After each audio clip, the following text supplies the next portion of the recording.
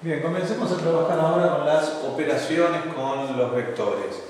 En primer lugar, la operación más importante que tenemos que tener en cuenta con vectores es la operación de la suma de vectores, especialmente porque no lo podemos confundir con la suma de escalares.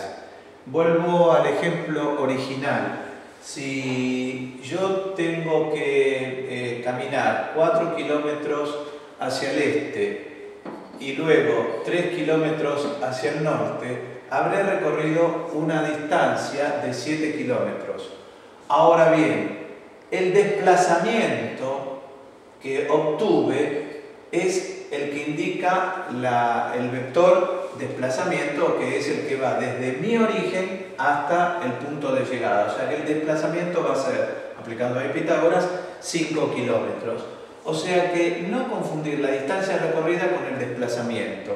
Por lo tanto, el vector lo que me marca son desplazamientos. No puedo hacer suma de escalares. Entonces, cuando tengo que sumar vectores, supónganse que tenemos acá el vector 3, 1 y el vector 2, 5. Quiero hacer la suma de esos vectores. Para hacer la suma de los vectores, primero hay que entenderlo gráficamente. Voy a tener el vector A, que es el vector 3, 1, y acá tengo el vector B, que es el vector 2, 5. Tengo esos dos vectores. ¿Cómo es la suma?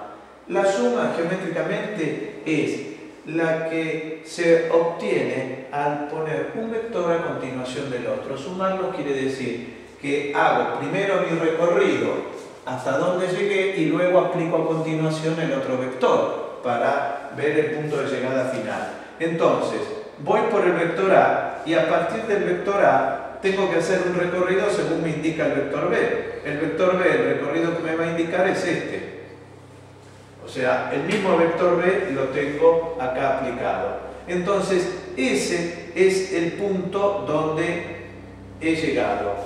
Al punto A, el vector A, y a continuación el vector B. Ahí llegué a ese punto. También lo pude haber hecho de la otra manera. Haber hecho primero el vector B y a continuación aplicar el vector A. De todas maneras, ¿sí? Si hubiese hecho eso, estamos entendiendo acá la conmutativa entre la suma de vectores. Ahora bien, ¿cuál es el desplazamiento, el vector suma obtenido? La resultante desde el origen hasta el extremo. Ese es el vector suma. O sea, el vector suma, fíjense que es cómo voy desde el origen de las coordenadas, desde el origen de los vectores, a donde llegó el extremo del segundo vector. Por lo tanto, la suma, en nuestro caso, van a ver que no es ni más ni menos que, como es lo mismo hacerlo en un orden que el otro, entonces va a ser el vector 3, 1 más el vector 2, 5.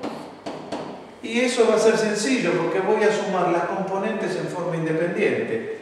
3 y 2 me va a dar 5, 1 y 5 me va a dar 6. Quiere decir que el vector que va a resultar es el que se obtiene de estar en esta posición. Acá va a ser 5 y acá va a ser 6. Fíjense que es correcto, porque si estoy en el vector A, estoy en la posición 3, 1.